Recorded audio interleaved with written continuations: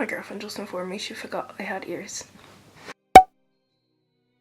Hey guys, it's Chloe. Welcome back to my channel if you've been here before, and if you haven't, hello! Welcome to my channel. So, some of you might be here because of what I'm doing today. Some of you might be here just because you follow me a long time and I'm doing something quite different than what I normally do. So I'm pretty chilled out. I'm actually just literally sitting on my bed, proper chilled, and I am going to start my series of murder mysteries or missing people, or you know, I have no name for it yet. So when I come up with a name, yeah, obviously then it will be named something. But if you want to help me out, please leave a comment down below and give me a name for this, because I don't know, I was thinking maybe Chloe's conspiracies, but then it's not always my conspiracies, it's like other people's conspiracies, and you know, I don't want to say credit. Oh, it's very complicated. So yeah, if you're interested, please give me a thumbs up and let me know that you're interested in more of these videos. And I'm just going to get straight into it because I don't want to talk for too much, because this is going to be a long video. Okay, so today's case is the case of Mary Boyle, who went missing in the 70s, the early 70s, in Ballyshannon in Donegal in Ireland, obviously. So she was a twin sister to her sister Mary, and she had one other brother as well called Patrick. Just to give you a bit of background information on who she is, I will insert a little picture over here. And she was 7 years old when she went missing. On the day in question, they went to visit the grandparents, because it was St. Patrick's Day or St. Patrick's weekend or whatever. In the interview I watched with Mary's sister, she said that Mary was, you know, quite a bubbly little girl. She was very talkative, very outgoing, and she was never afraid to speak her mind, and that, you know, she was just a very bright little girl, and that would really stand to her, you know, that she would never just wander off or anything like that, that it was very strange that she just seemed to have vanished. So what happened on the day was everyone was having dinner, and after dinner the children went outside to play. So she went outside to play with her brother and sister and two of her cousins as well. They were playing in the yard, in the front yard. I'll insert kind of a map photograph of the area. Literally they live in the middle of nowhere, and I know people be like, oh, but Ireland's always in the middle of nowhere. This literally, there is one house which was 400 yards, so a quarter of a mile away from them, and that was the nearest neighbour, and it's literally just field after field after field. So at about 4:30 approximately, the mother shouted for Mary and wanted to know where she was, and the children had said that she hadn't seen her. Now the uncle, whose name is Jerry, who was Anne's brother, was standing at the bottom of the yard against the wall, and he had just been over in the neighbour's house, which again was a quarter of a mile away, dropping a ladder back that he'd borrowed, and Mary had accompanied him to drop the ladder back. Now you'll see in the picture that I've inserted that it's a long enough walk for a 7-year-old, and it's quite a rural area. It's not like there was a pathway or a road, it was just literally mucky fields and like stony walls and stuff like that that they climb over. But Jerry said that she followed him about 3/4 of the way there. She was chatting away all the way up, and at one point he turned around because she had gone silent, and he turned around and she just turned back and was walking back towards the house, and he thought nothing of it. He said, oh well, you know, she'll make her way back to the house. He said that's fine, and he can back up then to the house himself. And it wasn't until the mother called for Mary that they knew she was missing. He said nothing, and I've heard in some of the police reports he ran straight up to the back of the house where he'd been digging a ditch to see, obviously to look for her, to see was she there. But I just thought that was a bit unusual, because if he was the last person to see her and she'd followed him to the neighbour's house, would she not probably have been there? Would that not be the first place he'd look for her? So the fact he didn't run straight back down to see, maybe did he miss her, did she fall, Was she stuck in something, you know? I just thought that was a bit unusual. He also never said that Mary had accompanied him to the neighbour's house, so it wasn't until actually after the first search was completely carried out where he said, oh, actually Mary came with me to Magali's, which is the neighbour's house. And so that was quite strange that he kind of withheld that information, I thought. So I don't know. So they obviously continued their search, and then after a while they kind of reached further out, and about a quarter of a mile away there was a lake called Loch Columkill, and the mother went down towards there to search for her, and she noticed two men were fishing on the lake, and she asked them had they seen a little girl. They told her they hadn't seen a little girl. Thought I'd mention that the lake was checked by the Gardaí and by divers and stuff for a body, and obviously nothing was found. I did forget to mention this in the video. They said actually a man has just passed us and asked us, and she looked across the lake and it was her brother Jerry. And you know, the fisherman suggested if she's missing you should call the guards, and she shouted over to her brother Jerry to ask him to call the guards, and he told her to do it herself. And obviously in the 70s it wasn't as easy as just picking up a mobile phone and ringing the guards. Most people didn't have house phones, you know, you'd have to go out to the shop maybe to use a public phone or pay phone or whatever. So she asked the two fishermen if they were going back towards the town, could they inform the Gardaí that the child was missing, and they did. And so it was about 6:30 when the guards were informed, so it wasn't long afterwards they arrived in the house. When they arrived at the house, Jerry told them not to go inside the house, that Mary's mother and father were quite upset and didn't want to speak about it just yet. Which is very strange. To me, the first thing I'd want to do is to tell the guards everything I know and to get them out and get them searching. So I thought that was quite strange. I don't know whether maybe Jerry was trying to distract them or something, I'm not sure. So within the next couple of days, you know, there was a search carried out. There was actually an army base not too far from the grandparents' house, and up to 40 army soldiers came in and helped check around the area. Up to 1,000 people came out to help and look for the little girl, and there was nothing found, not a single trace. So a couple of days after she was missing, a few of the neighbours and local people who were still searching in the area and stuff noticed a small shallow grave dug not far from where she went missing, and the guards were informed and it was never searched, which I think is really bad on the behalf of the Gardaí. It was actually not searched and not looked into until 39 years later.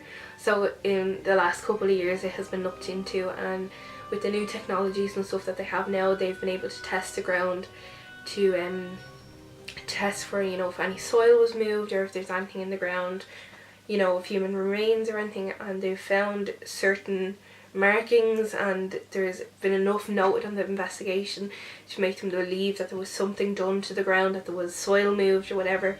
And this information has been passed on to the Gardaí, but they haven't fully investigated it, and it is now almost 41 years later. So there's kind of two theories as to who took Mary or where she went or what happened to her. One of the theories is that apparently another member of the community came to the guards about a week after she went missing, saying that they had information, and the detective who interviewed him asked him time and time again, are you the person that took Mary? Have you got her? And he got very defensive and very aggressive, and said that he didn't take her, he didn't do anything of the sorts, that he'd nothing to do with it. The second theory, and probably the most obvious theory, and the one I believe, is that the uncle had something to do with it. He was the last person to see her alive, and he was the last person to know her whereabouts and know anything about her. So he did act quite shady as well after they kind of all noticed she was missing, and it just kind of got a lot worse. Information was released that someone has come to the guards at the time, and we've the information that it's a relative of Mary, but we don't actually know officially if it is the uncle. I believe that the person they're talking about is the uncle personally, but for the sake of this we're not going to say it's the uncle because you don't officially know. And so another anonymous man came to the guards and said, you know, he was in very close relation to Mary, and that he had a real soft spot for the two girls, and that it was really shocking and it was really sad what happened. And you know, he'd said he kids of his own that were that age, which would have added up to it being the uncle as well, because they had children around a similar age as Mary and Anne. He got in contact with the detective. The detective was actually going to Bundoran, which is about 3 or 4 minutes away from Ballyshannon, and he said, look, I just have to go and do a job, I'll be back up in the station in about 5 or 10 minutes, will you wait there for me?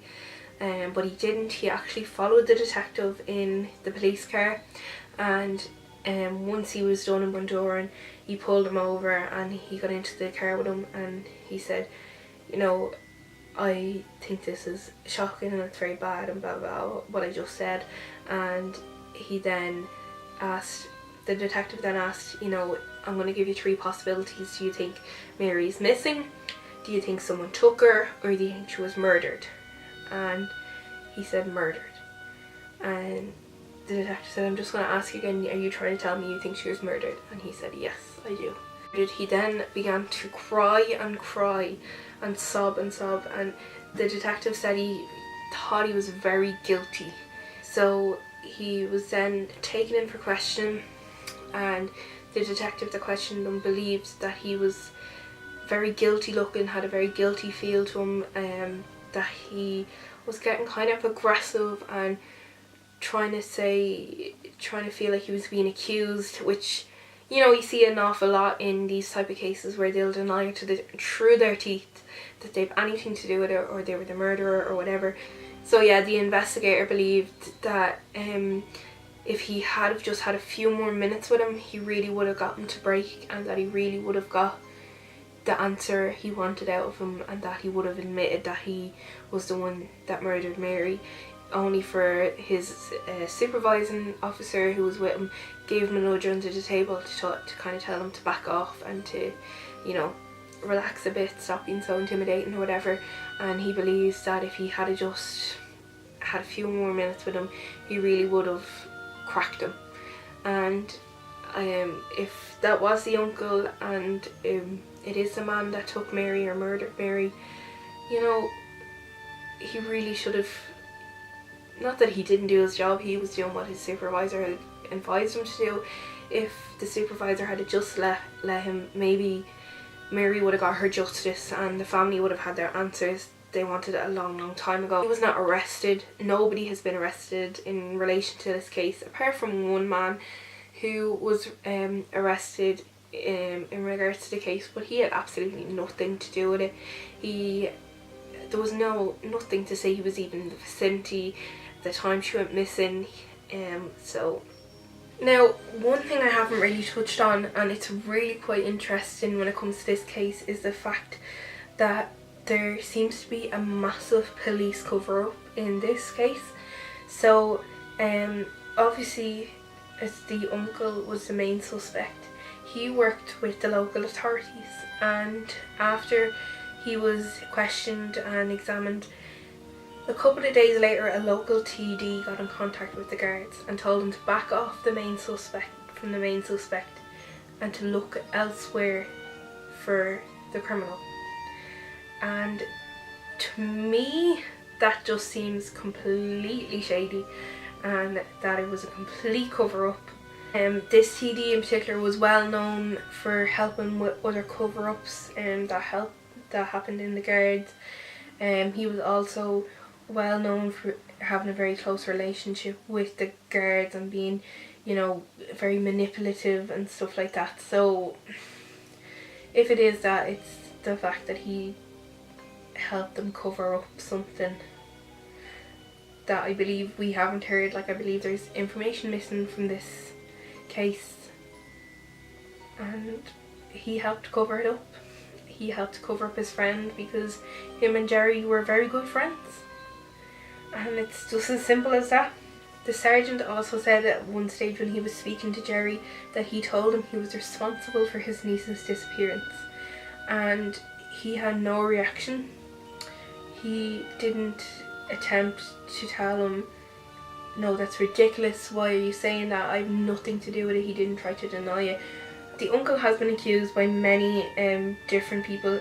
In the beginning, the mother has claimed that she believed the uncle had some relation to her disappearance, and also another family member has allegedly come in to the police station months after her disappearance and claimed that they knew who was involved with the disappearance, and it was the uncle. And so none of these claims are investigated either, which is very strange. So to me it just seems that because they were ordered by that TD not to look into him and to leave him alone and to look for their suspect elsewhere, that's what they tried to do, and they just never investigated anything that would lead them towards him because they were warned not to. That's the end of my first murder mystery video, whatever I'm gonna call it. I don't know yet, as I said. So let me know what you think. I hope this will be up tonight, and if it is up tonight, there is a tutorial of this look on my Snapchat if you're wondering. So if you are here for makeup and you just happen to watch all of this, yeah, I'm sorry this one is quite long, but as I said, I'm just getting used to saying it and passing on information, so hopefully it makes sense. Fingers crossed. I have recorded this so many times. So yeah, as I said, don't forget to give me a thumbs up, and I'll see you all in the next one, guys. Goodbye.